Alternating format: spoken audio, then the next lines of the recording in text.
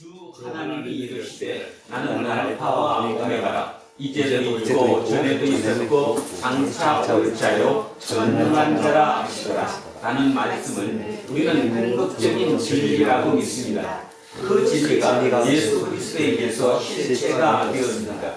그 놀라운 사실을 영혼의 중심에 놓고 사는 사람들에게 가장 중요한 일은 예배입니다. 이천지만 만물들아 복 주신 주 여호와 전능성부 성자 성령 찬송하고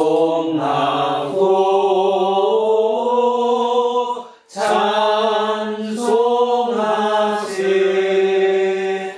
아멘.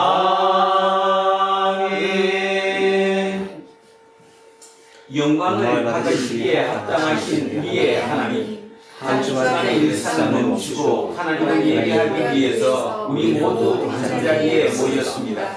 자신의 영광을 찾다가 멸망의 길에 떨어질 수밖에 없었던 우리를 위해서 예수 그리스도를 세상에 보내준다는 사실을 믿습니다. 우리는 지금 새벽에 기다리는 파수꾼의 간절한 심정으로 무상하고 잠정적인 현재 생명이 절대적인 미래 생명으로 완성될 순간을 기다립니다. 전쟁과 폭력과 미움의 질서가 제거되고 평화와 정의와 사랑의 질서가 세워지는 순간을 기다립니다. 하나님 나라가 가까이 이르렀다는 사실을 말씀과 능력과 운명으로 선포하시다가 악한 세력에 의해서 십자가에 처형당했으나 죽은 자들 가운데서 부활하시고 승천하신, 그리고 이 세상 마지막 때 다시 오시어 생명을 완성하실 예수 그리스도의 이름으로 기도합니다. 아멘. 자비와 긍휼이 한없으신 하나님, 우리를 불쌍히 여겨 주십시오. 당신의 자비와 긍휼함이 아니라면 우리는 혼란한 이 세상에서 버텨낼 수 없습니다. 우리 자신을 돌아보면 돌아볼수록 선한 것이 없었음을 고백하지 않을 수 없습니다. 주님, 우리를 불쌍히 여겨 주십시오. 지난 한 주간에도 우리는 알면서 또는 몰라서 하나님의 선물인 일상을 기쁨과 평화로 살아내지 못했습니다. 주님께서 우리와 늘 함께 하신다는 사실도 진지하게 받아들이지 못했습니다. 우리를 불쌍히 여겨 주십시오. 예수 그리스도의 이름으로 기도합니다. 아멘. 기도합니다.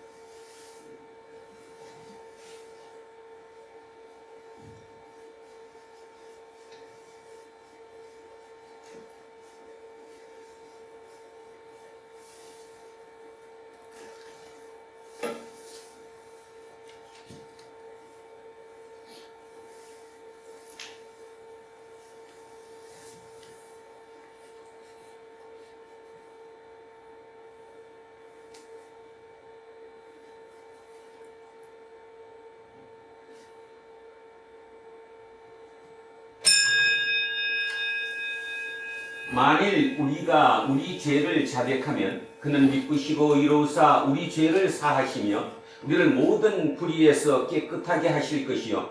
저는 예배를 인도하는 목사로서 이 말씀과 교회의 예배 전통에 따라서 예수 그리스도의 이름으로 여러분에게 선포합니다. 여러분이 지금 아는 모든 죄는 용서받았으니 기뻐하십시오. 그리고 이웃의 잘못도 진정으로 용서하십시오. 아멘.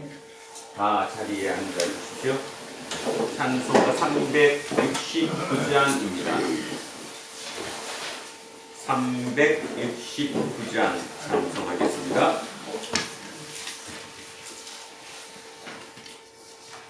죄짐 맡은 우리 구주 어찌 좋은 친구인지 걱정 근심 무거운 짐 우리 주께 맡기세 주께 보함 없는 고로 복을 받지 못하는 사람들이 어찌하여 아를 주를 모를까 시험 걱정 모든 괴로움 없는 사람 누군가 부질없이 낙심 말고 기도 드려 하르세 이런 진실하신 친구 찾아볼 수 있을까 우리 약함 아시오니 어찌 아니할까 근심 걱정 무거운 짐 아니 진짜 누군가 피난처는 우리 예수 주께 기도드리세 세상 친구 멸시하고 너를 조롱하여도 예수 품에 안기어서 참된 위로 받겠네 아멘. 알파와 오메가이신 하나님 아버지, 대림절 셋째 주일을 맞아 다시 오실 주님을 기다리며 드려지는 이 예배를 기쁘게 받아 주시옵소서. 전지전능하시고 무서부재이신 하나님 앞에 우리의 마음이 가난하며 심령이 통회하는 마음으로 주님 앞에 엎드렸습니다. 한 해를 마무리하며 보내는 이 12월은 우리에게 많은 것을 돌아보게 합니다. 코로나와 함께 이사야서를 우리에게 선포하셔서 이제 마무리하게 하신 하나님 참으로 감사를 드립니다. 죄와 싸우되 피 흘리기까지 싸우게 하시며 끊임없이 신실하게 하나님께로 돌아오라고 말씀하시며 궁극적으로 우리에게 주실 새 하늘과 새 땅을 기대하며 살아갈 수 있도록 역사하셔서 참으로 감사를 드립니다. 이 땅에 이곳에 두란노 교회를 세우시고 오늘 창립주의를 맞이하게 하신 또한 감사합니다. 하나님이 택하시고 불러내시어 함께 공동체를 이루며 나아갑니다. 시작해 하신 하나님께서 작지만 너무 부족하지만 우리를 통해 건설하신 하나님 나라를 기대하며 꿈꾸게 하시오니 진심으로 감사합니다. 이렇게 작고 작은 우리 공동체가 기도와 말씀으로 무장하게 하시어서 예수님의 겸손과 배려, 희망과 용기와 사랑을 가지고 어둠 속에 갇혀있는 자들을 빛으로 끌어낼 수 있도록 역사하여 주시옵시기를 간절히 원합니다. 단위에 세우신 우리 목사님, 이 땅 위에서 작은 예수가 되기를 원하시며 하나님의 말씀을 선포하실 때마다 갑절의 영감을 주시고 7대의 영역을 허락하여 주시옵소서. 오늘도 선포되는 하나님의 말씀으로 우리가 한 공동체를 이곳에 있게 하신 하나님의 섭리와 뜻을 깨닫고 자신의 정체성을 깨닫는 귀하고 복된 시간 삼아 주시옵시기를 원합니다. 이 예배를 성삼위 하나님 앞에 맡겨오며 기쁘고 감사한 마음으로 주님을 기다리며 예수 그리스도의 이름으로 간절히 기도드립니다. 아멘. 인사하겠습니다. 조금 손해보고 삽시다. 조금 손해보고 삽시다. 하나님 사랑합니다. 하나님 사랑합니다. 목사님을 사랑합니다. 목사님을 사랑합니다. 이문수님을 사랑합니다. 이문수님을 사랑합니다. 김재훈님을 사랑합니다. 김재훈님을 사랑합니다. 이영웅님을 사랑합니다. 이영웅님을 사랑합니다. 이으뜸님을 사랑합니다. 이은정님을 사랑합니다. 이영민님을 사랑합니다. 이영민님을 사랑합니다. 윤정숙님을 사랑합니다. 윤정수님을 사랑합니다. 이영승님을 사랑합니다. 이연성님을 사랑합니다. 안병관님을 사랑합니다. 안병관님을 사랑합니다. 천요셉님을 사랑합니다. 천요셉님을 사랑합니다. 이동영님을 사랑합니다. 이동영님을 사랑합니다. 이정근님을 사랑합니다. 이정근님을 사랑합니다. 김재세님을 사랑합니다. 김재세님을 사랑합니다. 우리 김종님을 사랑합니다. 우리 모두를 사랑합니다. 기도하겠습니다. 하나님께서는 말씀으로 세상을 창조하셨습니다. 그 말씀은 생명의 힘이며 근원입니다. 그 말씀은 예수 그리스도를 통해서 현실이 되었습니다. 문자로 기록된 하나님의 말씀을 우리 함께 읽고 귀를 기울이겠습니다. 우리로 말씀의 관이에 휩싸이도록 이끌어 주십시오. 예수 그리스도의 이름으로 기도합니다. 아멘. 첫째 말씀 이사야 61장으로 가겠습니다. 구약 성서 1042쪽입니다. 구약 성서 1042쪽 이사야서 61장 두 토막으로 나누어 합독하십니다. 1절에서 4절, 8절에서 11절. 자, 두 토막으로 나누어서 같이 읽겠습니다. 자, 먼저 61장 1절에서 4절 먼저 시작하겠습니다. 주 여호와의 영이 내게 내리셨으니 이는 여호와께서 내게 기름을 부어사 가난한 자에게 아름다운 소식을 전하게 하려 하십니다. 나를 보내사 마음이 상한 자를 고치며 포로된 자에게 자유를, 갇힌 자에게 노임을 선포하며 여호와의 은혜의 해와 우리 하나님의 복복의 날을 선포하여 모든 슬픈 자를 위로하되 무릇 시온에서 슬퍼하는 자에게 화관을 주어 그 죄를 대신하며 기쁨의 기름으로 그 슬픔을 대신하며 찬송의 옷으로 그 근심을 대신하시고 그들이 의의 나무 곧 여호와께서 심으신 그 영광을 나타낼 자라 일컬음을 받게 하려 하십니다. 그들은 오래 황폐하였던 곳을 다시 쌓을 것이며 예부터 무너진 곳을 다시 일으킬 것이며 황폐한 성읍 곧 대대로 무너져 있던 것들을 중수할 것이며 8절입니다. 무릇 나 여호와는 정의를 사랑하며 불의의 강탈을 미워하여 성실히 그들에게 갚아주고 그들과 영원한 언약을 맺을 것이라. 그들의 자손을 문나라 가운데에 그들의 후손을 만민 가운데에 알리리니 무릇 이를 보는 자가 그들은 여호와께 복받은 자손이라 인정하리라.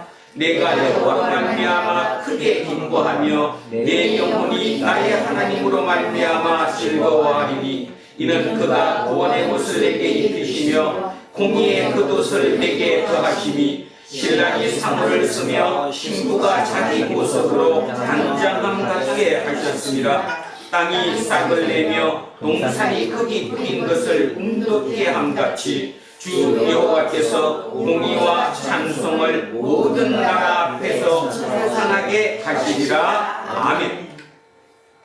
성시교독 시편 126편으로 가겠습니다. 앞쪽으로 내려오셔서 898쪽입니다. 앞쪽으로 넘기셔서 898쪽 시편 126편 말씀입니다. 자, 찾으셨으면 시작합니다. 여호와께서 시온의 포로를 돌려보내실 때에 우리는 꿈꾸는 것 같았도다. 그때에 우리 입에는 웃음이 가득하고 우리 혀에는 찬양이 찼었도다. 그때에 문나라 가운데에서 말하기를 여호와께서 그들을 위하여 큰 일을 행하셨다 하였도다. 여호와께서 우리를 위하여 큰 일을 행하셨으니 우리는 기쁘도다. 여호와여 우리의 포로를 남방 시내들 같이 돌려보내소서. 눈물을 흘리며 씨를 뿌리는 자는 기쁨으로 거두리로다. 울며 씨를 뿌리러 나가는 자는 반드시 기쁨으로 그 곡식단을 가지고 돌아오리로다. 아멘. 둘째 말씀 데살로니가 전서로 갑니다. 신약 성서 333쪽입니다. 신약 성서 333쪽 데살로니가 전서 5장 16절에서 24절까지 말씀입니다. 333쪽 데살로니가 전서 5장 16절에서 26절 24절 자 시작합니다. 항상 기뻐하라 쉬지 말고 기도하라 몸사에 감사하라 이것이 그리스도 예수 안에서 너희를 향하신 하나님의 뜻이니라. 성령을 소멸하지 말며 예언을 멸시하지 말고 범사에 헤아려 좋은 것을 취하고 악은 어떤 모양이라도 버리라. 평강의 하나님이 친히 너희를 온전히 거룩하게 하시고 또 너희의 온 영과 혼과 몸이 우리 주 예수 그리스도께서 강림하실 때에 흠없게 보존되기를 원하노라. 너희를 부르시는 이는 기쁘시니 그가 또한 이루시리라. 아멘. 셋째 말씀 요한복음으로 나옵니다. 142쪽입니다. 앞쪽으로 내려오셔서 142쪽 요한복음 1장 6절에서 8절 19절에서 28절 두 토막으로 나누어 읽겠습니다. 자, 첫째 토막 142쪽 요한복음 1장 6절에서 8절 먼저 시작합니다. 하나님께로부터 보내심을 받은 사람이 있으니 그의 이름은 요한이라. 그가 증언하러 왔으니 곧 빛에 대하여 증언하고 모든 사람이 자기로 말미암아 믿게 하려 함이라. 그는 이 빛이 아니요 이 빛에 대하여 증언하러 온 자라. 19절입니다. 유대인들이 예루살렘에서 제사장들과 레위인들을 요한에게 보내어 내가 누구냐 물을 때에 요한의 증언이 이러하니라. 요한이 드러내어 말하고 숨기지 아니하니 드러내어 하는 말이 나는 그리스도가 아니라 한데 또 묻되 그러면 누구냐 내가 엘리야냐 이르되 나는 아니라 또 묻되 내가 그 선지자냐 대답하되 아니라 또 말하되 누구냐 우리를 보낸 이들에게 대답하게 하라. 너는 내게 대하여 무엇이라 하느냐 이르되 나는 선지자 이사야의 말과 같이 주의 길을 걷게 하라고 광야에서 외치는 자의 소리로라 하니라. 그들은 바리새인들이 보낸 자라. 또 물어 이르되 내가 만일 그리스도도 아니요 엘리야도 아니요 그 선지자도 아닐진데 어찌하여 세례를 베푸느냐. 요한은 대답하되 나는 물로 세례를 베풀거니와 너희 가운데 너희가 알지 못하는 한 사람이 있었으니 곧 내 뒤에 오시는 그이라. 나는 그의 신발끈을 풀기도 감당하지 못하겠노라 하더라. 이 일은 요한이 세례 베풀던 곳 요단강 건너편 베다니에서 일어난 일이니라. 아멘. 오늘 주신 말씀입니다. 이사야 66장 1절에서 9절 말씀입니다. 구약성서 1048쪽에 있습니다. 자, 오늘 주신 말씀 천천히 1절에서 9절 같이 합독하시겠습니다. 여호와께서 이와 같이 말씀하시되 하늘은 나의 보좌요 땅은 나의 발판이니 너희가 나를 위하여 무슨 집을 지으랴. 내가 안식할 처소가 어디냐. 나 여호와가 말하노라. 내 손이 이 모든 것을 지었으므로 그들이 생겼느니라. 무릇 마음이 가난하고 심령에 통해하며 내 말을 듣고 떠는 자 그 사람은 내가 돌보려니와 소를 잡아 드리는 것은 사냥과 다름이 없이 하고 어린 양으로 제사 드리는 것은 개의 목을 꺾음과 다름이 없이 하며 드리는 예물은 돼지의 피와 다름이 없이 하고 분향하는 것은 우상을 찬송함과 다름이 없이 행하는 그들은 자기의 길을 택하며 그들의 마음은 가증한 것을 기뻐한즉 나 또한 유혹을 그들에게 택하여 주며 그들이 무서워하는 것을 그들에게 임하게 하리니 이는 내가 불러도 대답하는 자가 없으며 내가 말하여도 그들이 듣지 않고 오직 나의 목전에서 악을 행하며 내가 도하지 아니한 것을 택하였음이라 하시니라. 여호와의 말씀으로 말미암아 떠오는 자들아 그의 말씀을 들을지어다. 이르시되 너희 형제가 너희를 미워하며 내 이름으로 말미암아 너희를 쫓아내며 이러기를 여호와께서는 영광을 나타내사 너희 기쁨을 우리에게 보이시기를 원하노라 하였으나 그들은 수치를 당하리라 하셨느니라. 떠드는 소리가 성읍에서부터 들려오며 목소리가 성전에서부터 들리니 이는 여호와께서 그의 원수에게 모험하시는 목소리로다. 시온은 진통을 하기 전에 해산하며 고통을 당하기 전에 나발을 낳았으니 이러한 일을 들은 자가 누구이며 이러한 일을 본 자가 누구이냐. 나라가 어찌 하늘에 생기겠으며 민족이 어찌 한순간에 깨어나겠느냐. 그러나 시온은 진청하는 즉시 그 아들을 순산하였도다.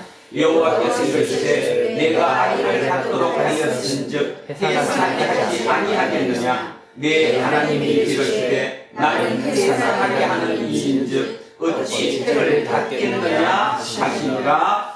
아멘. 오늘은 기초를 다시 세운다는 것이라는 제목으로 하나님의 말씀에 힘을 나누고자 합니다.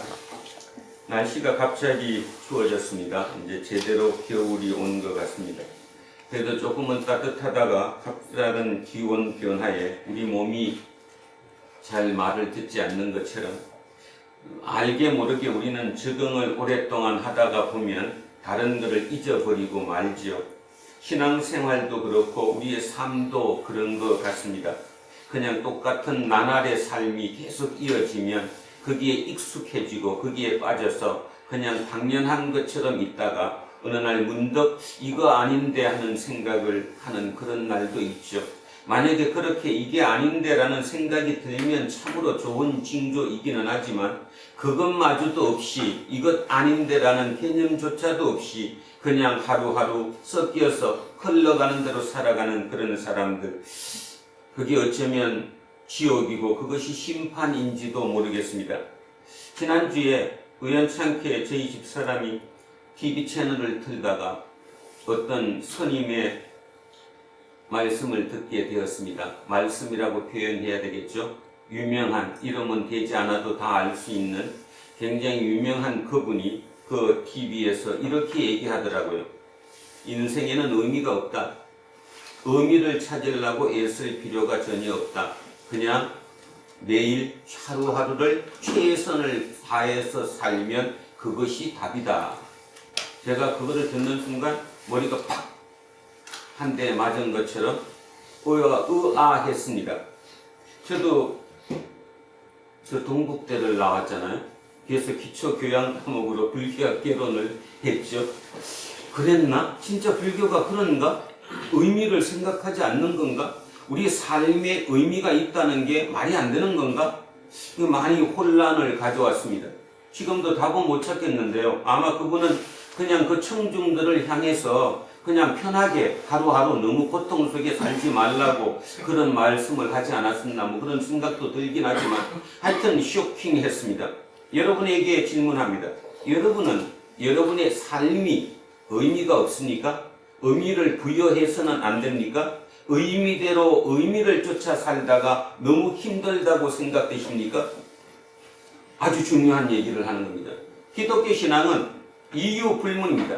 기독교 신앙은 우리가 주인이 아니라 주인은 예수 그리스도 곧 하나님이십니다. 그래서 우리를 표현을 종이라는 표현을 쓰기도 하죠. 물론 어느 사람들마다 종이라는 표현이 너무 과하다. 그래서 종이라는 표현 대신에 뭐 자녀라고도 이런 표현을 하기도 하죠. 우리는 우리가 주인이 아닌 것만큼은 틀림없습니다. 우리의 주인이 따로 있고 우리는 그 주인의 뜻을 받들어 사는 사람들이라는 거죠.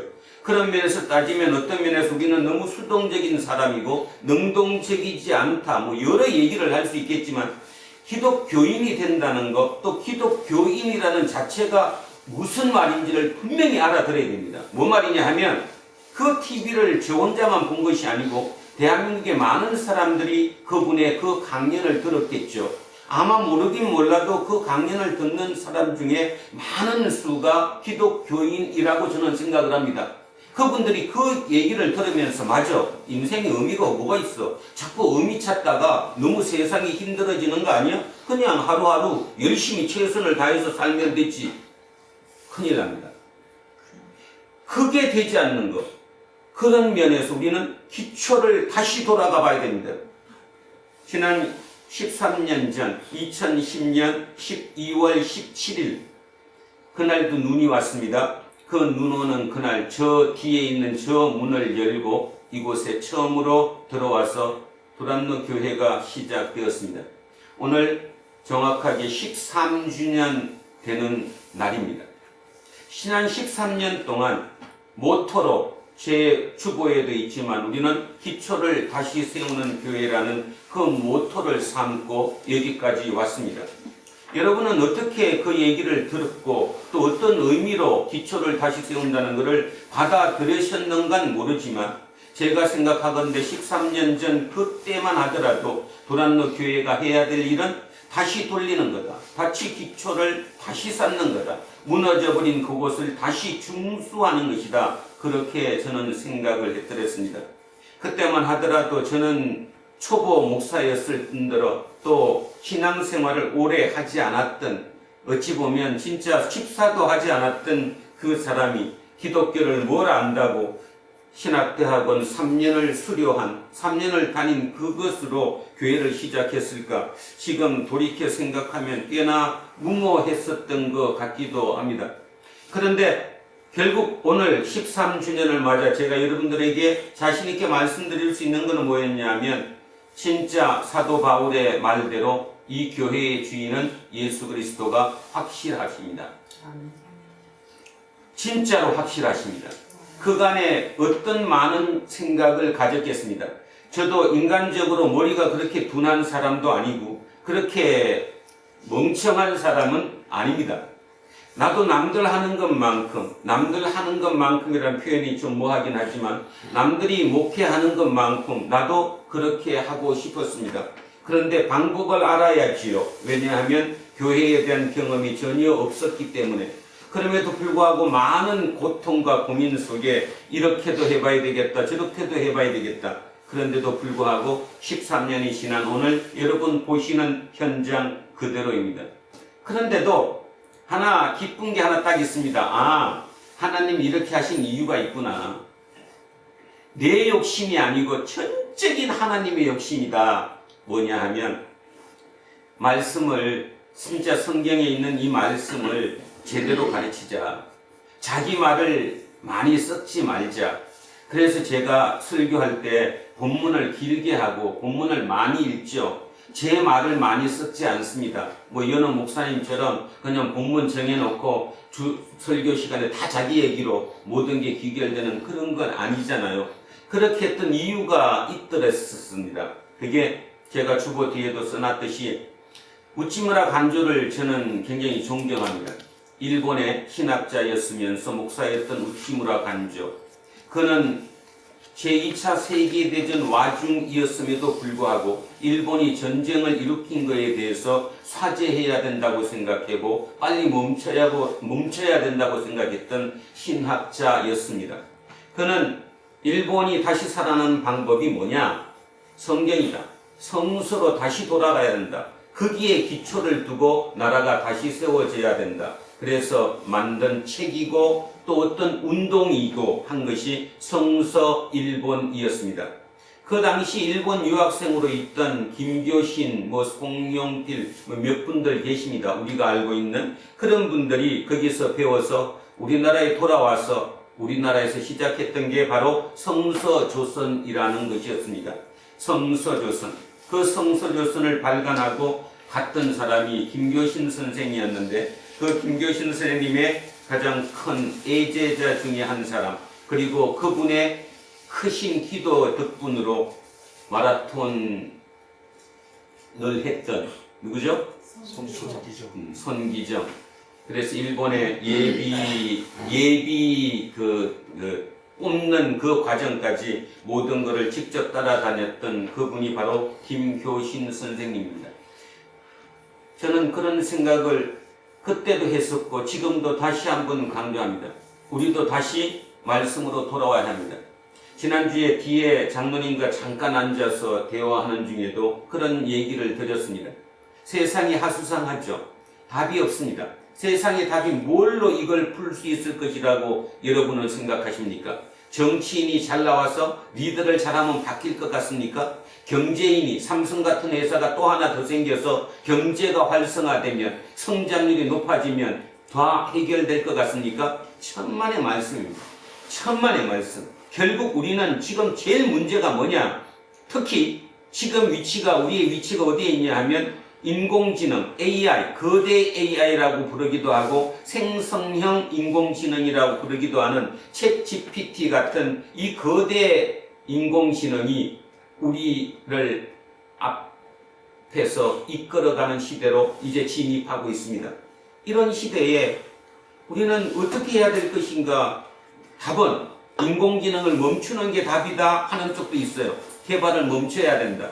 저는 거기에 대해서 절대로 불가능하다고 생각합니다.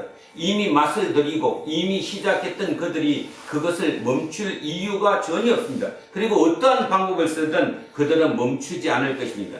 결국 답은 뭘까요? 우리가 바뀌어야 됩니다. 인간이 인간으로 돌아와야 합니다. 다시 제자리로 돌아와야 합니다. 이게 기초로 다시 복귀하는 것.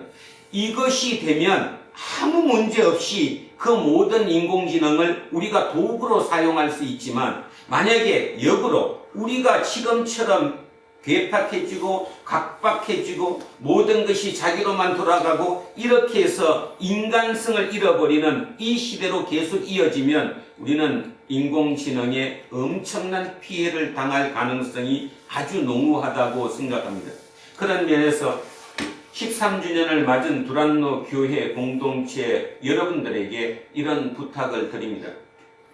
이제 성서 조선이 아니라 성서 한국을 우리가 만들어야 된다. 마음속에 그런 마음만 가지고 있다면 실제로 이루시는 분은 하나님이시지 내가 이루는 것이 아니다. 그거를 기억하시면 쉽습니다. 내가 하려고 했더니 내가 멋진 목회를 한번 해보려고 했더니 이곳을 다 채우고 빨리 성전을 건축해서 지상으로 나가기를 꿈꿨던 그 시절이 얼마나 웃기는 얘기인지를 모릅니다. 지금 생각하면. 지금도 혹시 여러분 중에 그런 꿈을 꾸고 계시는 분이 있지 않은가요? 빨리 멈추십시오. 우리는 다시 돌아갑니다. 성경으로 철저하게 말씀으로 돌아가면 우리는 살 길이 생깁니다. 그리고 그것이 세상을 비추는 빛이고 세상을 살리는 빛이 되는 거죠. 화려한 영광, 우리가 지금 빛이라고 느끼는 그 멋진 교회, 수많은 휘황찬란함, 그곳에 하나님이 있을 수가 없다라는 것이지요. 자, 그런 면에서 오늘 우리는 이사야가 우리에게 들려주는 기초를 다시 세운다는 게 무엇일까를 깊이 있게 한번 생각해보는 이 시간이었으면 참으로 좋겠습니다. 자, 이사야 본문을 들어가기 전에 상황 설명을 이제 이사야의 마무리를 한번 쭉 해보겠습니다. 지금 우리는 바벨론 포로에서 돌아온 이후를 합니까? 이전을 합니까? 이후. 자, 바벨론에서 포로에서 귀환했습니다. 자, 여기서부터 시작합니다. 여러분, 세계 역사에서 나라가 망했습니다. 완전히 나라가 망했다가 다시 한번 그 자리에 그 나라가 다시 세워지는 거 기적입니다. 기적이에요, 기적. 세워지지 않는다는 거죠. 지금도 2천만이 넘는 인구를 가진 민족이 나라를 못 세우고 있죠. 쿠르드족이라고 그러죠. 이란과 튀르키예의 근처에 사는 그런 소수민족들. 근데 2천만 명이면 소수민족이 아니잖아요. 근데도 나라를 세우지 못합니다.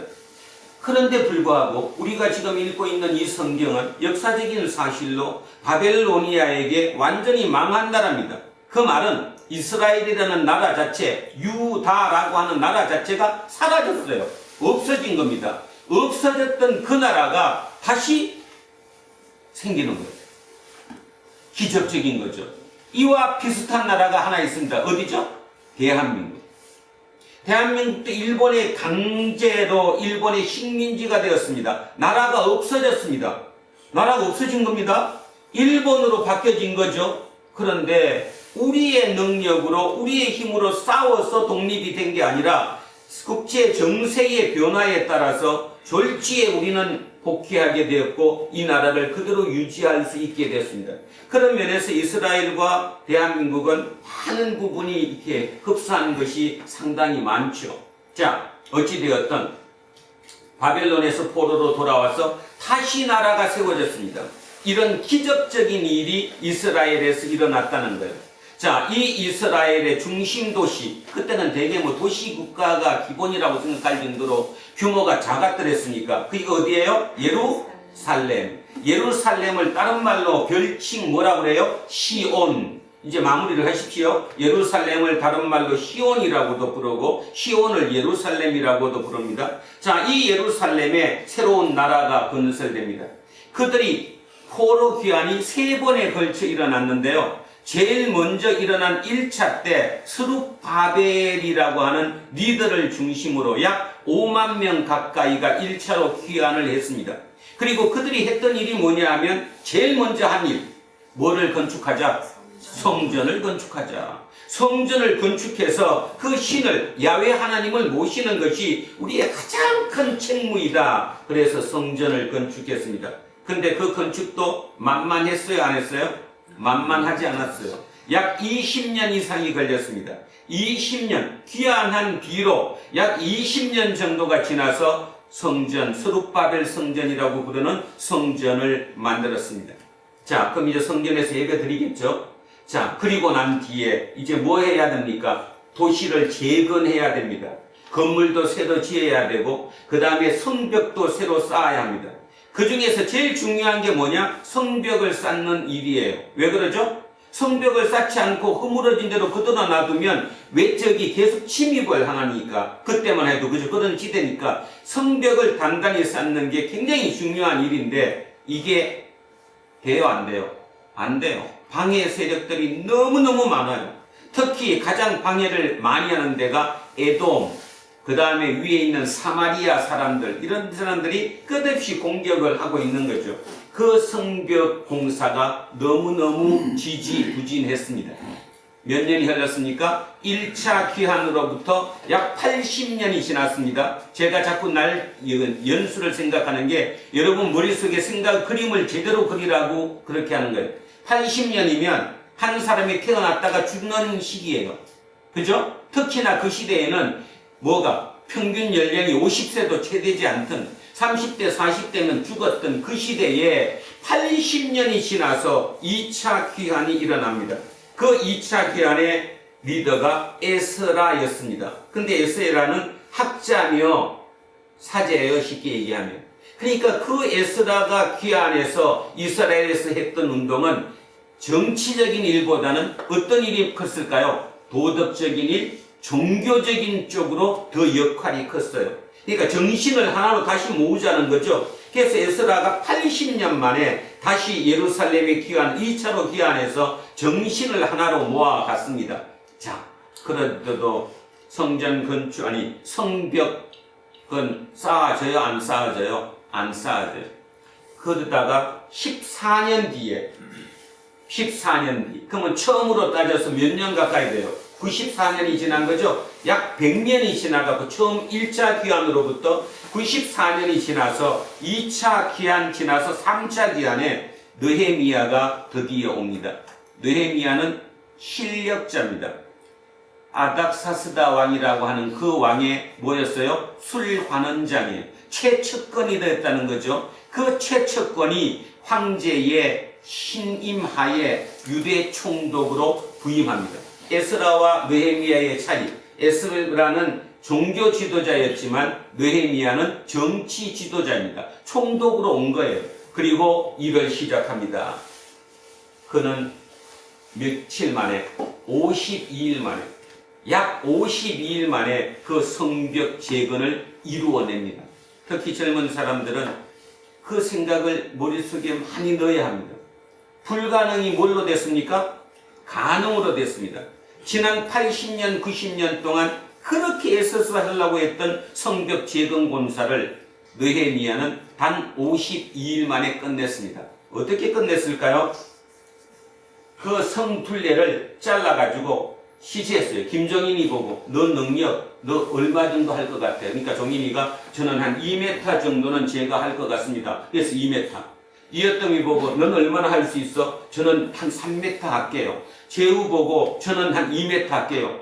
이렇게 각자의 능력대로 잘라가지고 자기가 그 부분 1m, 2m 그 부분만 자기가 쌓아가는 거예요.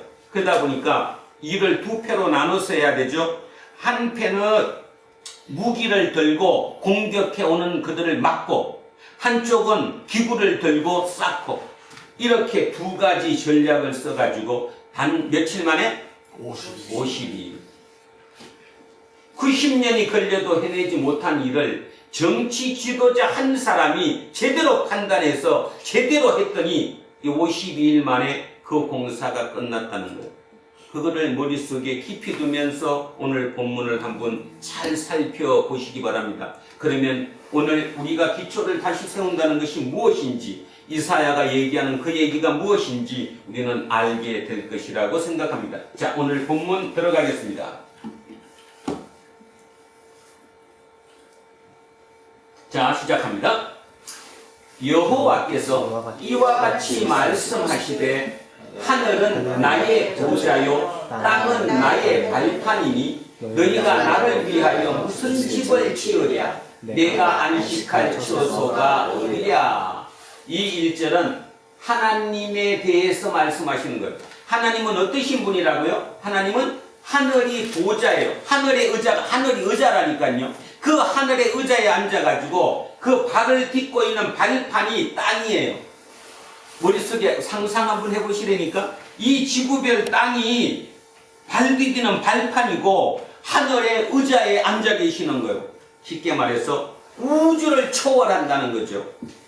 야훼 하나님은 우주를 초월하는 하나님이에요.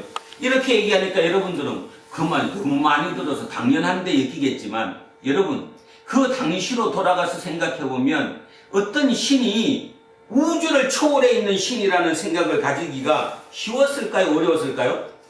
어려웠어요. 상상하기 힘든 얘기를 하고 있는 거예요. 지금 다시 한번 읽습니다. 여호와께서 이와 같이 말씀하시되 하늘이 나의 보좌, 나의 의자가 하늘에 있고 땅은 그 의자의 내 다리의 발판이니 너희가 나를 위해서 무슨 집을 지으랴. 자, 하나님을 위해서 짓는 집, 이 집을 뭐라고 그래요? 성전. 성전 속에 내가 갇혀 있다, 안 갇혀 있다? 갇혀 있다. 근데 니들은 어떻게 생각하느냐? 성전에 내가 있다라고 생각해. 그래서 성전에 와서 제사만 드리면 모든 문제가 해결될 거라고 생각한다는 거죠. 자, 개념입니다. 첫 번째, 여러분도 마찬가지입니다. 지금 여러분도 여러분 속에 마음속에 있는 예수 그리스도 하나님이 어떠신 분이냐? 하나님은 우주를 초월해 계신 분이에요.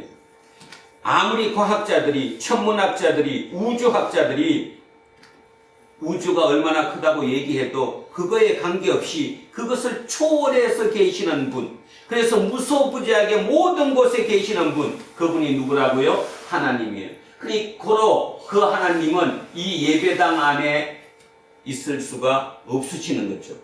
이곳에만 있지 않다 이런 뜻입니다. 자, 그래서 내가 안식할 처소가 어디랴. 자, 이게 1절 말씀입니다.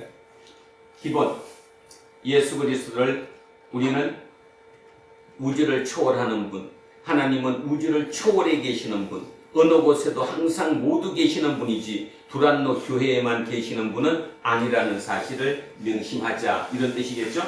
자, 2절 나 여호와가 말하노라 내 손이 이 모든 것을 지었으므로 그들이 생겼느니라. 자, 내 손이 모든 걸 지었대. 이 우주를 창조하신 분이다 이런 뜻이에요. 이 모든 우주를 내가 창조했다는 거예요. 무릇 마음이 가난하고, 자, 이제부터 중요한 거, 마음이 가난하고 심령에 통회하며 내 말을 듣고 떠는 자, 그 사람은 내가 돌보려니와. 이렇게 하니까 좀 뭐죠? 내가 좋아한다 이 말이에요. 자, 하나님은 우주를 만드신 분이에요. 그 하나님이 좋아하시는 사람이 누구? 마음이 뭐하고? 가난하고 심령에 통회하고 내 말을 듣고 떠는 자. 이러니까 어렵죠? 쉽게 풀겠습니다. 쉽게 풀면 이런 뜻입니다. 우리말 성경은 이렇게 되어 있습니다. 우리말 성경에서는 이 본문을 이렇게 해석했습니다. 자, 압박감에 누군가의 박해를 받아서 괴로움에 있는 사람, 그게 마음이 가난한 사람이에요. 박해를 받아서 괴로워하는 사람, 그 다음에 마음이 찢어지고 아픈 사람, 그게 통회한 사람, 그 다음에 하나님의 말씀 앞에서 벌벌 떠는 사람, 이 세 사람, 이게 기초로 돌아가는 거예요. 지금 우리는 기초로 돌아가기 위해서 애를 쓰고 있고, 자, 제가 처음 모두에서 말씀드렸던 것처럼 13년 전에 기초로 다시 세우는 교회를 모토로 시작된 교회라고 얘기했습니다. 휴대폰 다 끄시고 보지 마세요. 두려워하세요. 말씀에 두려워하실 수 있어야 돼요. 그래서 제일 중요한 게 뭘까? 경외심입니다. 경외가 뭐죠? 한문으로는 경외지만 우리말로 바꾸면 뭐예요? 그게 두려워하는 거예요. 두려워서 떠는 거, 이거를 경외한다고 해요. 우리의 지금 문제는 뭐냐 하면 경외심이 없어진 거예요. 제가 아까 시작할 때 어떤 스님의 말씀을 드렸습니다. 뭐 어떻게 얘기했다고요? 세상에 삶의 의미는 있다 없다? 없다. 의미는 없다. 그냥 열심히 최선을 다해서 사는데 중점을 두는 거지 의미를 찾으려고 애쓰지 말라. 뭐의 문제예요 지금? 뭐의 문제예요? 경의가 없어요. 경외가 없죠. 신에 대한 경외가 없어요. 신을 두려워하지 않아요. 신을 무서워하지 않아요. 현대인들의 가장 문제는 그거예요 지금. 교회 와서 그래서 딴짓해요. 설교 그냥 형식적으로 하는 거예요. 따라온 건데 뭐 내가 말씀을 왜 두려워해요? 뭔 말인지도 모르는데. 제일 중요한 거, 그것을 잃어버리는 순간 모든 게 끝난 거예요. 그 스님의 문제의 그 강연의 가장 핵심은 경외심을 잃어버린 거예요. 신에 대한 경외심, 두려움을 잃어버리는 순간 우리 인간은 나락으로 떨어질 수밖에 없습니다. 지금 우리의 문제는 그것입니다. 여러분 주변 친구들 한번 생각해 보십시오. 회사의 동료들을 한번 생각해 보십시오. 주변에 아는 사람 한번 생각해 보십시오. 많은 사람이 그냥 닥치는 대로 삽니다. 닥치는 대로 하루 주어지는 대로 그냥 살아요. 의미를 부여하려고 생각 안 해요. 내가 어떻게 살아야지? 어떻게 사는 것이 옳은 것이지? 하나님이 나한테 주신 사명이 그거지? 그런 생각을 하지 않는다는 거예요.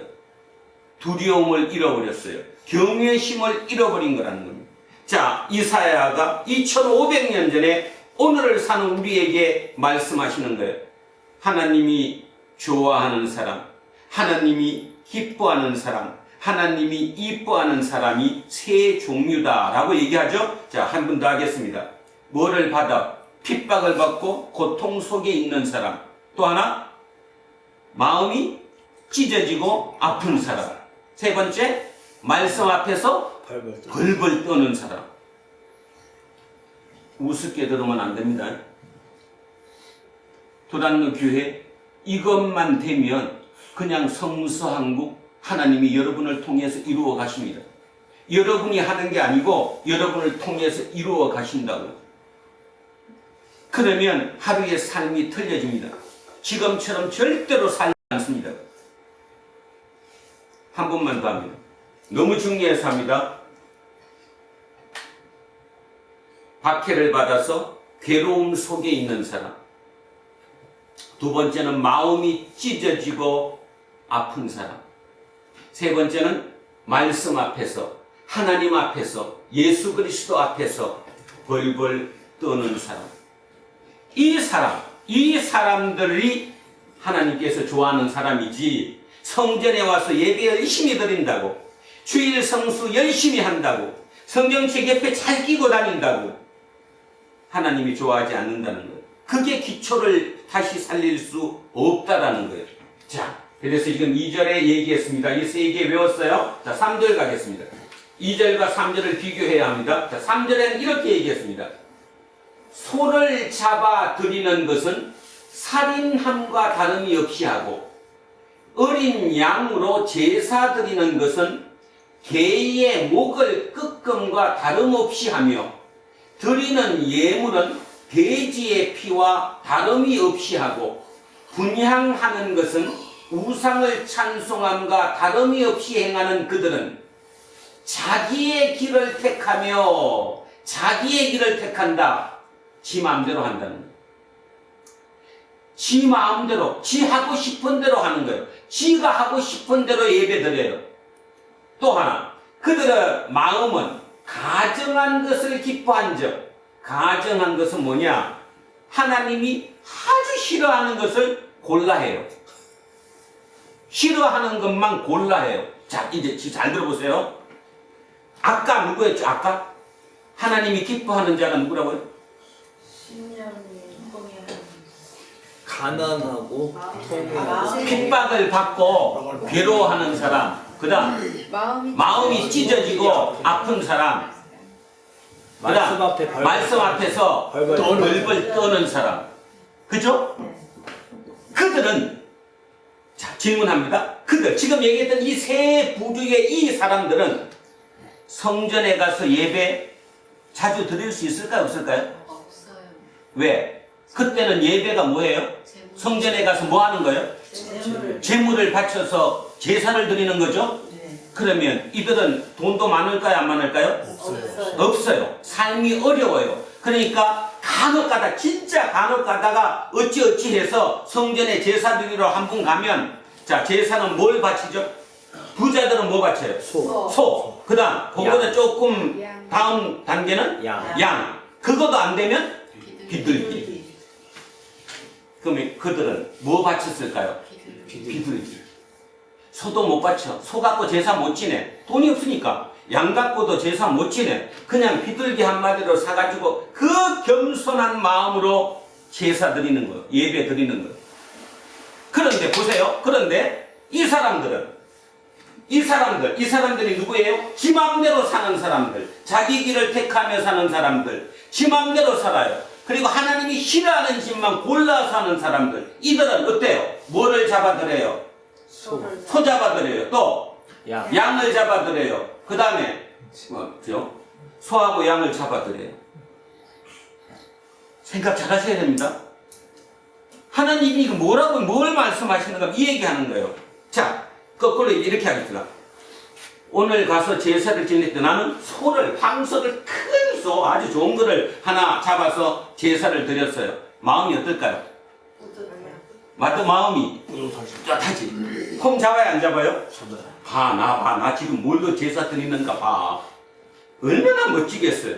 그거보다 조금 덜해도 적어도 양 한 마리라도 들어서 바치는 사람은 그래도 뭐 고개는 들만해요. 그죠? 그런데입니다.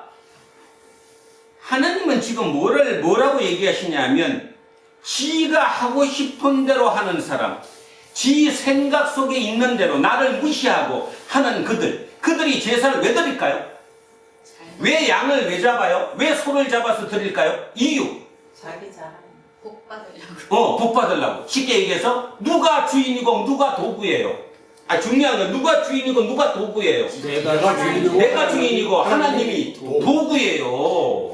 여러분 오늘 여기 예배 들어와 그 생각하셨다면 생각 잘 하셔야 돼요. 내가 헌금을 얼마나 하는데? 나 없으면 이 교회 문 닫는데? 그죠? 어디 나를?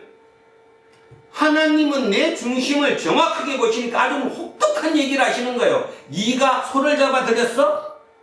내가 볼 때는 사람 죽여서 드린 거나 똑같아. 그 소리예요.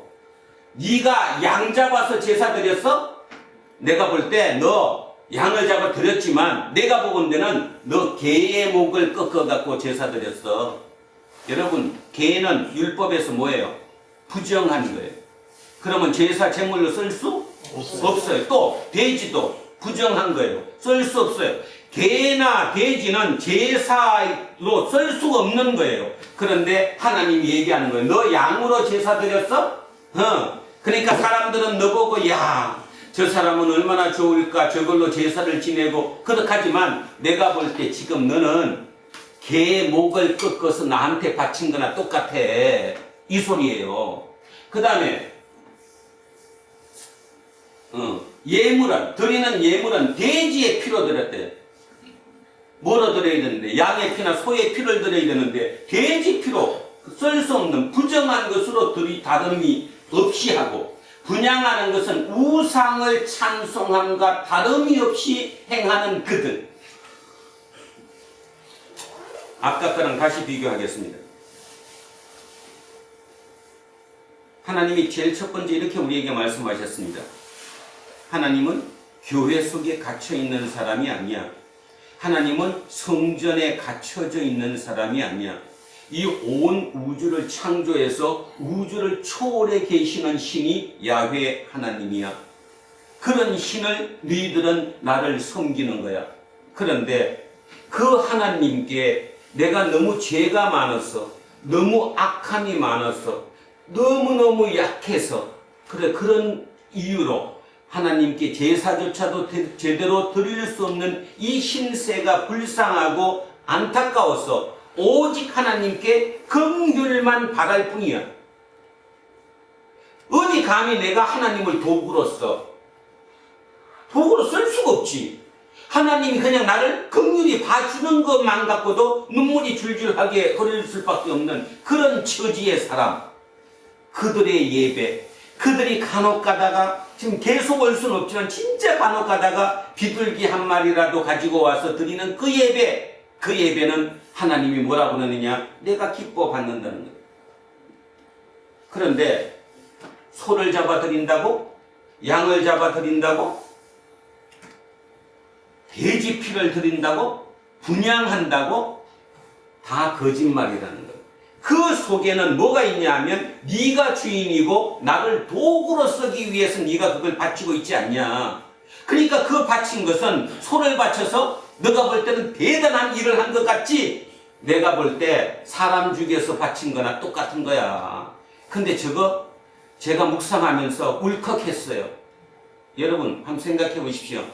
한 사람이 현대로 바꿔보겠습니다. 헌금을 10억을 했다고 칩시다. 또는 뭐 1억을 했다고 칩시다. 얼마나 폼을 잡겠습니까? 내가 이 교회를 먹여 살리고 하나님을 내가 먹여 살린다. 그런데 그 11조를 내기 위해서, 그 헌금을 내기 위해서 얼마나 많은 착취가 일어났을까요? 안 일어났을까요? 저는 안 일어나고 그 금액은 나올 수 없다고 생각합니다.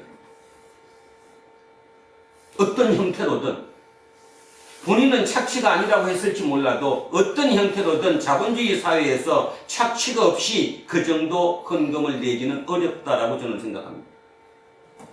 하나님은 뭐라고 해요? 살인한 거예요.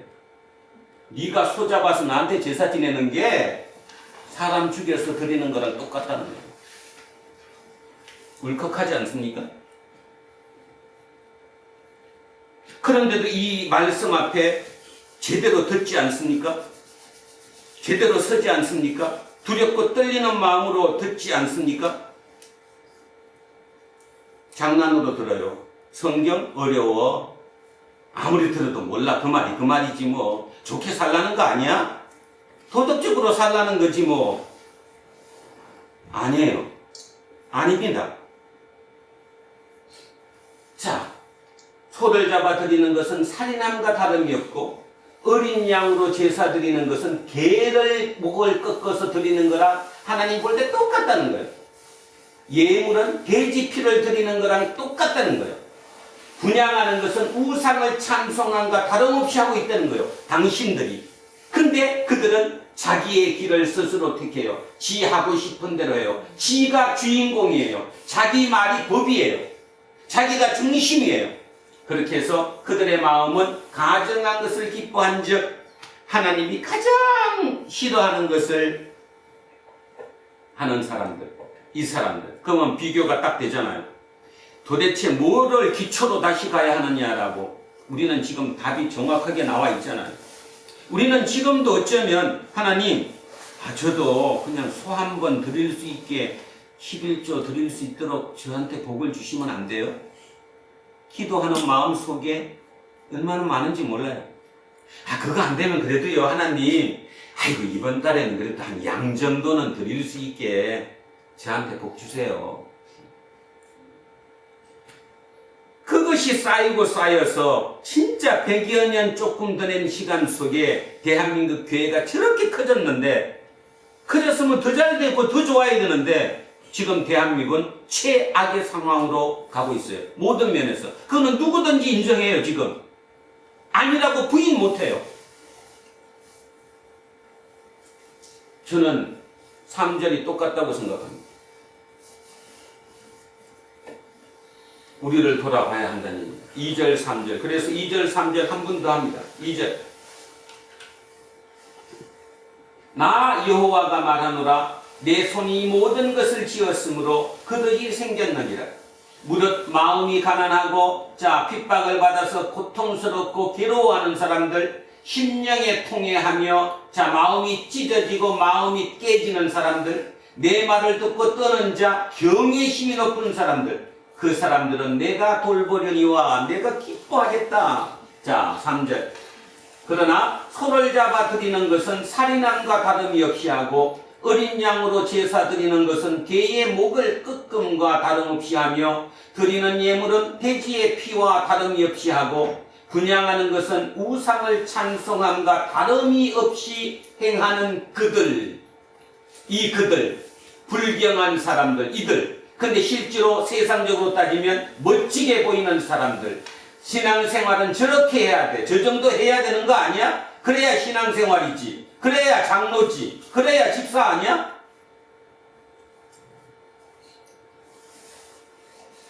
자기의 길을 택하며 지 하고 싶은 대로 하고 살며 그들의 마음은 가정한 것을 기뻐하므로 하나님이 가장 싫어하는 짓만 골라서 하고 그것을 기뻐하는 사람들. 4절.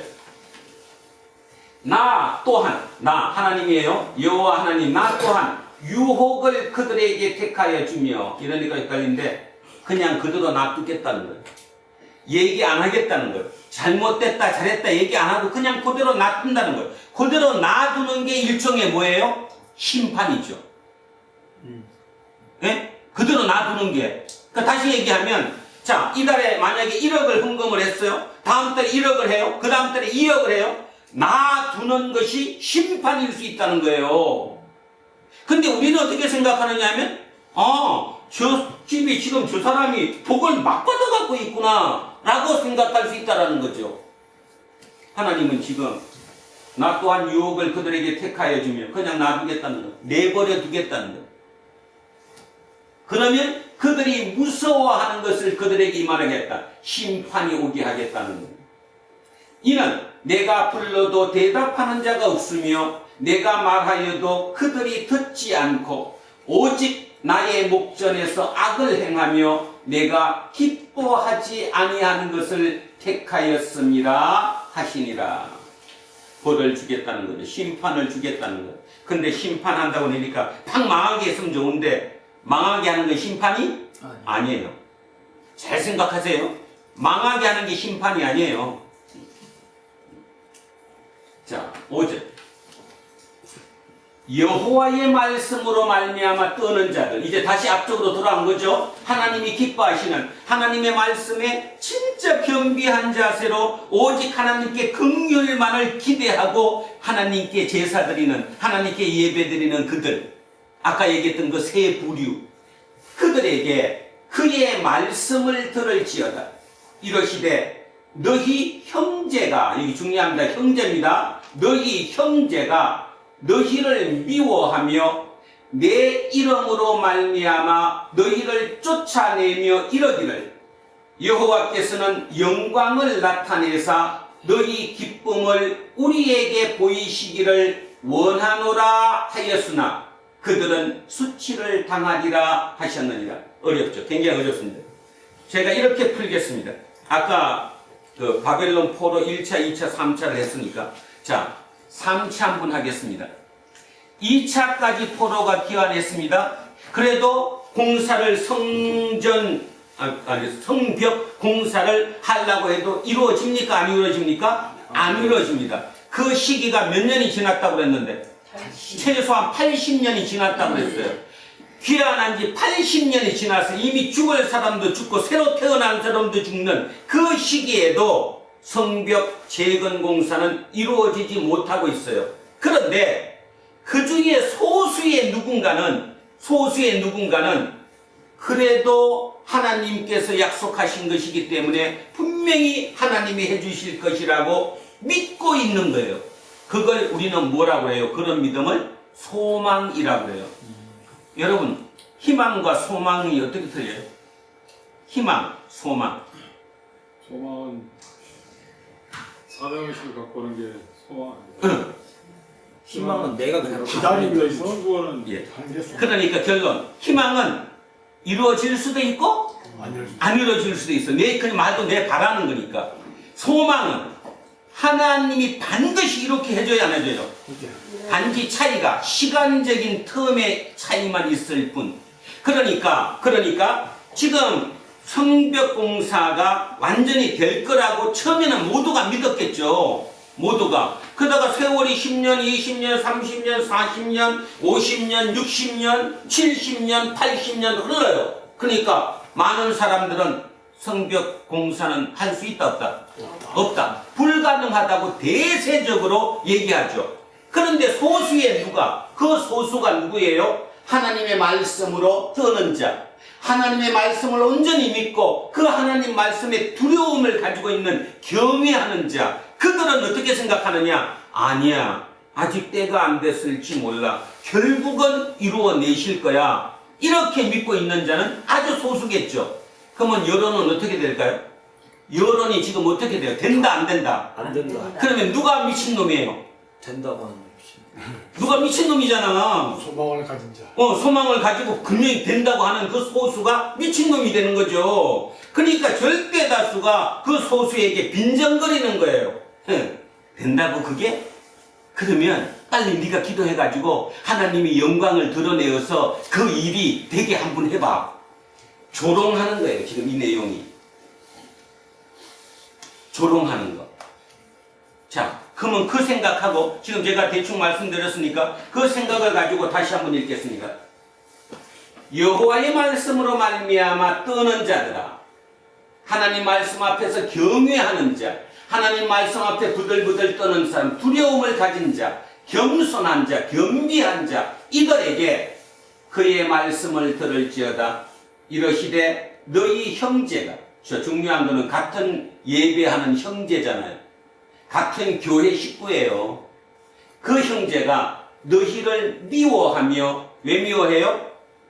주 사람은 하는 마다 맨날 웃기는 얘기만 하니까, 불가능한 얘기를 그지 된다고 하니까 얼마나 웃기는 얘기예요.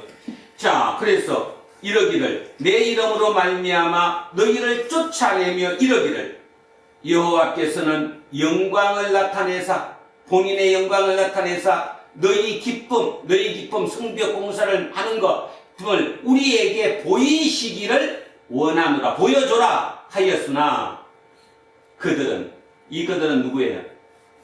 이거들이에요? 아니면 아까 소잡고 양잡아 하는 그들이에요? 아까 소잡고 양잡는 그들이죠? 그들은 뭐를 당한다? 수치를. 현실을 돌아가겠습니다. 현실로 돌아옵니다. 자, 80년이 지나도 성벽 재건 공사를 할 수가 없습니다. 모두가 불가능하다고 생각합니다. 진짜 하나님 말씀을 믿고 그 하나님의 말씀에 경외심을 가진 절대 소수 몇 사람을 제외한 나머지 절대 다수는 불가능하다고 생각합니다. 그래서 그들이 그 소수를 비웃습니다. 참 쓸데없는 사람들, 말이 되는 소리를 해야지 그게 어떻게 돼? 지금까지 안 되는 거 눈으로 봤잖아. 절대로 안 되는 거야. 그래서 만약에 우리 식으로 우리 정서로 바꾸면 이 소리잖아요. 그거 만약에 되면 내 손에 뭐 할게? 장지 짓게. 지금 그 소리 하는 거예요. 그렇게 얘기를 했어요. 하나님은 뭐라고 그러는 거예요? 장지 질 사람은 그들이 아니라 누구다? 장지질 사람이 누구다? 바로 니들이다. 안 된다고 불가능하다고 생각하는 비웃는 너들이 뭐를 지질 것이다? 장지질 것이다. 그 소리를 하고 있는 거예요. 자, 6절 가겠습니다. 떠드는 소리에 막 웅성웅성 소리가 나요. 떠드는 소리가 성읍에서부터 들려오며 예루살렘 성읍에서부터 들려오며 목소리가 성전에서부터 들리니 이는 여호와께서 그의 원수에게 보응하시는 목소리로다. 자, 이게 뭔 말이에요? 이 목소리입니다. 자, 아까 말씀드렸듯이 80년이 지나도 안 됐어요. 그런데 90년 조금 흘러서 3차 기한에 느헤미야가 기한해서 총독으로 기한한 그 느헤미야의 추진력에 의해서 그 리더십에 의해서 아까 제가 말씀드렸지 며칠 만에 52일 만에 성벽 재건 공사가 완공됐어요? 안 됐어요? 됐어요. 그러면 여러분 어떨 것 같습니까? 사람들이 어떨 것 같냐고. 몰라. 박수를 치면서 야 됐다 막 난리 날 거 아니에요. 그죠? 그 소리예요. 그러면 여러분 막 박수가 치면서 야 드디어 우리 해냈다 불가능이 가능으로 바뀌었다 하면 지금 누가 창피당한 거죠? 장지진다고 했던 사람. 안 된다고 했던. 절대 다수가 그 소리 하는 거예요. 여호와께서 그의 원수에게 보응하시는 소리래잖아. 그 소리가 소수인 그들, 하나님 말씀에 두려워 떨었던 그들 입장에서는 기쁨의 찬송이고 기쁨의 소리이지만 절대 다수 안 된다고 생각했던 그들에게는 하나님의 심판하는 보응하는 목소리라는 거예요.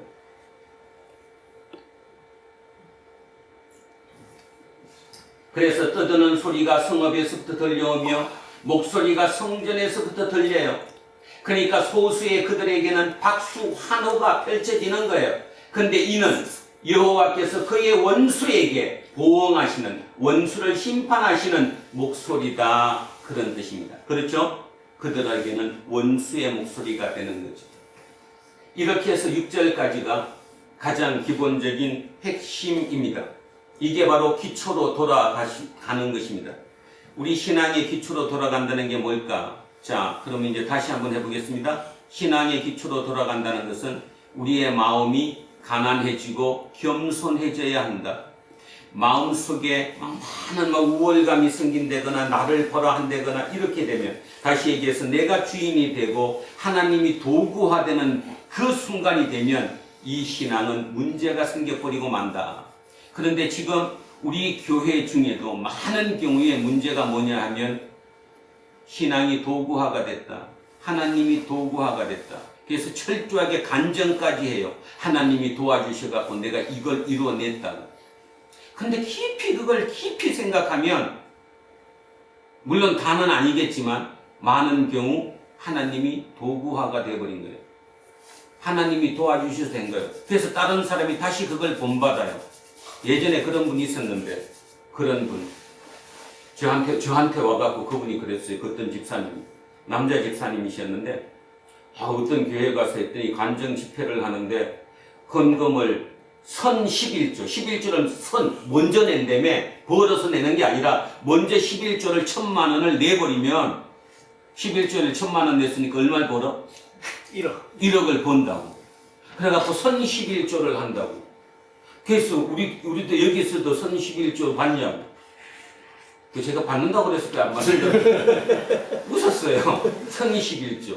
아니 지금 우리는 하지만 실은 그게 한동안 한국교회에 많이 있었어요. 그래서 먼저 11조를 내면 그것만 공복 받는다. 그래서 너도 나도 그냥 그저 먼저 해요. 먼저 하나님을 도구화하는 거죠. 하나님을 도구화. 이렇게 해서 하나님이 가장 싫어하는 게 뭐냐면 하나님을 도구화했을 때 문제가 벌어지는 거예요. 그것이 쌓이고 쌓이다 보니까 이제 지금 이 지경까지 몰려온 거죠. 문제는 지금도 그들이 그걸 깨달으면 그나마 다행인데 그걸 깨닫지 못한다는 거예요. 오늘 본문 저처럼 이렇게 해석하는 사람 한 명도 없습니다. 딱판에 박혀서 그냥 합니다. 근데 고민을 저게 도대체 뭔 소리일까를 생각해 보면 충분히 제 말이 지금 오늘 악의가 안 맞습니까? 앞뒤가 안 맞아요? 엉터리 같아요? 아니요. 역사적으로 생각해보면. 그러면 아무리 예언서라 하더라도 이사야가 미래를 보면서 그 주변, 자기 그 시대를 돌아보면서 충분히 가능한 얘기일 것 같다는 거죠. 자, 그래서 6절까지가 오늘 우리에게 주는 어떻게 하면 우리가 기초로 다시 돌아갈 수 있을까? 어떻게 하면 기초를 다시 세울 수 있을까입니다.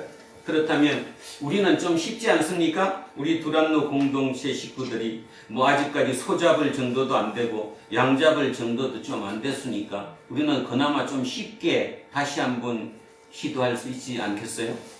그죠? 여러분이 드릴 수 있는 것은 진짜 여러분의 마음입니다. 가난한 마음, 겸손한 마음, 겸비한 마음, 그 마음으로 하나님의 마음을 사로잡는 거예요. 그리고 그 하나님의 말씀을 진짜로 진실로 두려운 마음으로 받아들이는 거예요. 장난으로 받아들이는 게 아니라 진실하게 한번 받아들여 보세요. 그러면 여러분 길이 그냥 열리게 되어 있습니다. 그 아직도 이렇게 열린다는 이런 말을 쓰면 뭐 나는 아무래도 안 되는데 그렇습니까? 글쎄요. 저는 지금까지 살아보니까 가만히 생각해보면 내가 의도하고 내가 생각해서 뭐 했던 것보다는 순간순간 나를 변칙적으로 생각지도 못했던 방법으로 바꿔주시는 그 하나님이 오늘의 저를 있게 만들었다고 저는 생각합니다. 천요셉 알겠어? 설교 잘 듣는 것이 너를 살리는 길이야. 김종인 진짜야. 거짓말 아니야. 내가 이만큼 살아보니까 목 살아서 얘기하는 게 아니야. 진짜 진지하게 그 말씀 한마디가 무슨 말씀인가 내가 들어가면 거기에 답이 다 있어요. 진짜 답이 있어요. 근데도 우리는 그 말씀을 너무 피상적으로만 생각해. 피상적으로. 어떤 내가 액션을, 행위를 열심히 좀 그렇게 잘하면 되는 행위가 아니에요. 마음이지. 그래서 부탁드립니다. 성서 한국. 제 꿈이기도 하고 여러분의 꿈이었으면 참으로 좋겠습니다. 말씀을 진지하게 들으라는 거예요. 말씀을 두려운 마음으로 들으라는 거예요. 그러면 그 속에 세상의 모든 답이 다 있다.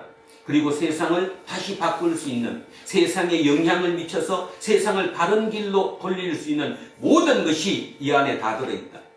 사람의 능력으로는 절대로 안 된다. 지금 한동훈 대통령 될 것 같죠? 모릅니다, 그거. 아십니까? 눈에 보이는 게 다 답이 되는 게 아니에요. 그런데 틀림없는 사실은 하나님이 역사하실 것이라는 거예요. 마지막 그 어떤 끄트머리에서 하나님의 역사가 없으면 우리는 맨날 거기서 거기로 돌 수밖에 없어요. 바로 그 얘기를 오늘 하는 것입니다. 그래서 오늘 우리에게 주시는 희망의 메시지라고 저는 감히 생각합니다. 마음이 찢어지는 사람, 마음이 아픈 사람, 그게 어떤 이유든 간에, 그 다음에 그 어떤 경우든 겸비한 자, 겸손하고 가장 낮은 자세로 오직 하나님께 긍휼만을 바랄 수밖에 없는 그 사람. 그래서 하나님 앞에 설 때마다 두렵고 떨리는 마음으로 설 수밖에 없는 그 자. 그 자를 하나님께서 뭐라고 그러느냐 하면 내가 너를 잘 보고 있어. 내가 너를 돌봐줄 거야. 한문식으로 표현하면 권고한다고 얘기하고, 지금 우리는 한글로 바꿔놨기 때문에 돌보아 주신다 이렇게 표현했어요. 바로 그들을 돌보아 주신대. 근데 하나님은 누구를 미워한다고 그랬냐 하면, 누구를 심판한다고 그랬냐 하면, 소잡아 제사 드리는 사람, 양잡아 제사 드리는 사람, 멋진 것으로 찬송 부르면서 하나님께 잘하는 사람. 그런데 실은 하나님 말은 하나도 안 듣고 지 하고 싶은 대로 하고 있는 사람. 그리고 하나님이 가장 싫어하는 짓만 골라서 하는 사람. 그들에게 하나님은 심판하게 하겠다. 근데 그 심판이 뭐냐? 뭐 어떤 액션이 다 망하게 하느냐? 아니라는 거예요. 더 흥하게 할 거라는 거예요. 그냥 놔둔다는 거예요. 그냥 놔두면 그게 저주가 되고 그게 심판이 된다는 사실. 그런 면을 따져보면 지금 대한민국 교회가 이렇게 커지고 이렇게 성장했는데도 불구하고 이런 상황이 된 것은 어쩌면 지금 우리는 저주를 심판 중에 있는지도 모른다. 이런 생각을 할 수밖에 없습니다. 오늘 이런 얘기를 꼭 하고 싶었습니다. 젊은 청년들에게 꼭 하고 싶었습니다. 답을 찾기 어렵죠. 지금까지 세상 많이 살진 않았지만 뭔가 그래도 세상에서는 열심히 해라, 노력해라, 네가 마음속에 품은 것을 열심히만 하면 다 이룰 수 있다. 어떤 그런 능력주의와 뭔가를 이루겠다는 이 힘, 노력하라는. 그런데 가만히 따지고 보면 그것으로 모든 게 되지는 않는다라고 하는 것이지요. 그런 생각을 꼭 하시면서 하나님이 나와 함께 계시다는 뜻이 무엇이구나, 하나님이 기뻐하는 게 도대체 무엇이구나를 잊지 않도록 마음속에 새겨 넣었으면 참으로 좋겠습니다. 자, 이제 7절, 8절, 9절 세 구절이 남았습니다. 7절은 이렇게 얘기합니다. 시온이 뭐의 별칭이라고 그랬는지, 예루살렘. 예루살렘은 진통을 하기 전에 해산하며 고통을 당하기 전에 남아를 낳았으니, 지금 시온, 예루살렘을 산모에다가 비유하는 거예요. 은유법이죠. 자, 산모에 비유해서 시온이, 예루살렘이 애를 낳았대요. 애를. 근데 그 애를 낳으려면 산고를 겪어야 되는데 그런 산고를 겪지도 않고 그냥 낳았대요. 우리 쓰는 말로 쓰면 그냥 썸뿍 낳았대요. 자, 이렇게 8절에 이렇게 얘기합니다. 이러한 일을 들은 자가 누구냐? 그런 날 들어본 적 있어? 이렇게 얘기하는 거죠. 이러한 일을 본 자가 누구냐? 그런 거 본 적 있어? 항상 아기를 낳을 때는 산고를 겪어야 돼. 그 고통이 얼마나 심한지 알지? 특히 요즘이야 덜하지만 옛날에는 산모의 목숨까지도 담보하잖아요. 애 놓다가 죽는 경우도 많잖아요. 그럴 정도의 고통이 필요한데 시온이라는 그 애를 낳는 곳은 그냥 너무 쉽게 상고도 없이 낳았다라는 거예요. 자, 비유하자면 이런 말이죠. 예루살렘 성에 사람이 늘었다는 거예요, 줄었다는 거예요? 예루살렘 성에 사람이 늘어났다는 거예요, 줄었다는 거예요? 늘어났다는 거잖아요. 애를 낳았으니까. 근데 그게 고통 속이다, 고통이 아니다. 고통이 아니었다는 거예요. 그럼 우리는 이미 답을 다 아는데 뭐죠? 1차 기한, 2차 기한, 3차 기한을 통해서 인구가 그냥 늘어난 거예요. 그죠? 자, 그런 일을 비유해서 이렇게 설명한 거예요. 혹시 알아요? 그래서 저도 이제 그런 생각하는 거예요. 드람노 교회가 한 1, 2년 더 가면 또 어떻게 1차 기한, 2차 기한처럼 뭐 누가 오지 않을까. 아니, 모르잖아, 그거는. 그거야. 그래서 1차 기한, 2차 기한 일어날지도 모른다. 지금 그 얘기하는 거예요. 7절, 8절, 9절은 그 얘기입니다. 예루살렘이 망했던 도시인데 그 망했던 도시가 지금 사람이 흥해서 흥청흥청 이렇게 많아진 이유가 뭘까를 얘기를 하는 거예요. 그 비유를. 근데 그 당시로 따지는 사람은 절대로 이스라엘의 예루살렘 인구가 그렇게 늘어날 거를 생각한 사람 있어요, 없어요? 없어요. 있을 수가 없잖아요. 맞아요? 그런데 1차 기한, 2차 기한, 바벨론 포로로 페르시아가 이기는 바람에 그렇게 포로들이 도로 자기 고국으로 돌아오는 그런 기적의 역사가 일어남으로 말미암아 그 성이 다시 살아났다라는 것을 비유적으로 얘기하는 것입니다. 자, 그래서 이러한 일을 들은 자가 누구며 이러한 일을 본 자가 누구냐? 들은 본 적이 있어? 이런 얘기하는 거죠. 어찌 하루에 생기겠으며 나라가 어찌 하루에 생기겠으며 민족이 어찌 한순간에 태어나겠느냐? 근데 예루살렘은 한순간에 태어났어요. 1차 기한이 약 5만 명이 왔으니까. 5만 명이. 지금은 5만 명이 아무것도 아닌 것 같지만 옛날 고대 시대에 한 도시에 5만 명이 들어왔다면 상상 한번 해보세요. 도시가 그냥 생겼어요. 그러면서 얘기하는 거죠. 한 나라가 어찌 하루에 생기겠으며 민족이 어찌 한순간에 태어나겠느냐. 그러나 시온은 진통하는 즉시 그 아들을 순산했다. 인구가 늘었다. 여호와께서 이르시되 내가 아이를 갖도록 하였은즉 해산하게 하지 아니하겠느냐? 내 하나님이 이르시되 나는 해산하게 하는 이인즉 어찌 태를 닫겠느냐 하시니라. 이 얘기는 뭔 말이에요? 이런 일을 일으킨 사람이 누구라는 겁니까? 여호와 하나님. 하나님의 섭리라는 거예요. 하나님은 이러신 분이라는 거예요. 그래서 저는 이제 또 이런 꿈도 꿔요. 그래. 우리도 1차 기한, 2차 기한이 일어날지 모른다. 그때가 언제인지는 모르지만 항상 소망을 갖고 기다리고 있을 뿐이다. 다른 사람들은 그런 얘기를 들으면 비웃겠지만 하나님은 그 비웃음에 관계없이 본인의 당신의 때가 됐을 때 그런 일을 이루어 주실 것이다. 예루살렘은 그거 외로는 설명할 방법이 전혀 없다. 이미 패망한 나라가, 패망한 도시가 어떻게 다시 살아날 수 있냐? 근데 살아났다. 세계 역사에서도 유례를 찾아보기 어려운 일이 예루살렘 시온에서 일어났다. 그것을 비유로 저렇게 설명하시는 것입니다. 자, 오늘 본문이 좀 그랬습니다. 두란노 교회를 설립했던 그 목표처럼, 우리의 모토처럼 진짜 기초를 다시 한번 세우는 길이 무엇인가를 오늘 이 사회를 통해서 저와 여러분 모두가 깨닫게 되었으리라고 믿습니다. 이제 그 생각을 하시며 1절부터 9절까지 천천히 다시 한번 합독하시고 자, 기도하겠습니다. 1절부터 출발합니다.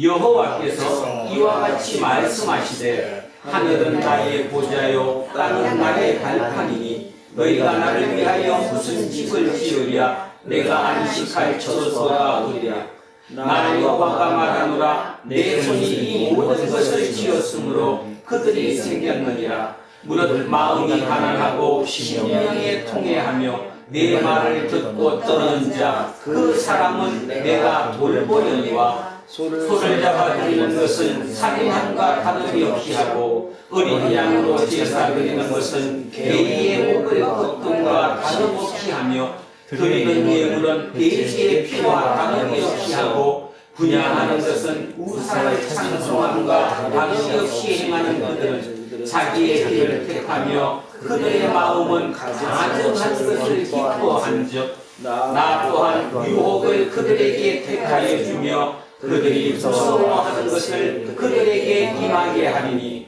이는 내가 불러도 대답하는 자가 없으며 내가 말하여도 그들이 듣지 않고 오직 나의 목전에서 악을 행하며 내가 기뻐하지 아니하는 것을 택하였습니다 하시니라.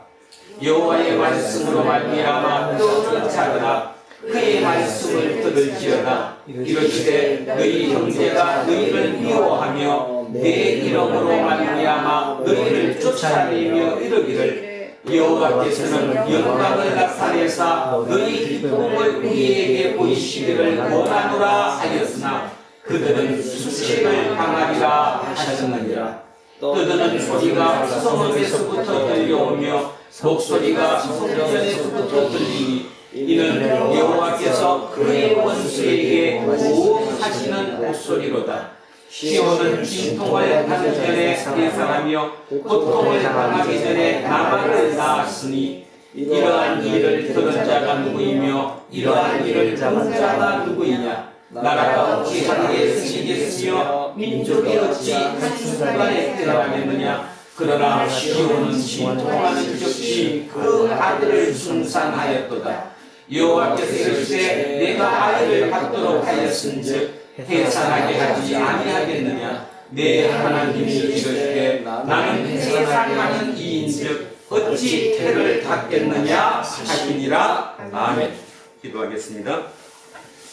살아 역사를 주관하시는 아버지 하나님, 오늘 2500년 전 이사야의 예언처럼 그 시대 상황에 그런 예언을 들었습니다. 2500년의 시차를 두었지만 지금 2023년을 살아가는 우리 대한민국의 우리들에게도 그대로 연결되고 있음을 알게 되었습니다.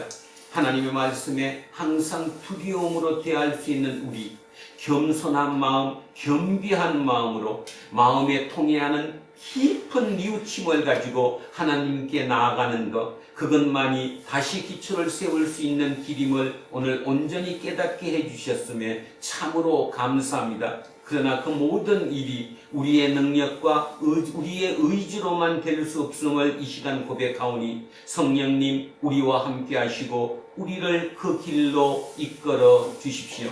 그리하여 우리로 말미암아 세상에 많은 영향력을 끼치게 하시고 이 세상을 다시 살릴 수 있는 그 모든 것이 이곳에서 우리를 통해 이루어질 수 있도록 우리를 통해 이루어 나갈 수 있도록, 우리를 통해 널리 퍼질 수 있도록 주님 역사하여 주십시오. 감사드리며 거룩하신 우리 주 예수 그리스도 이름으로 기도합니다. 아멘. 620장입니다.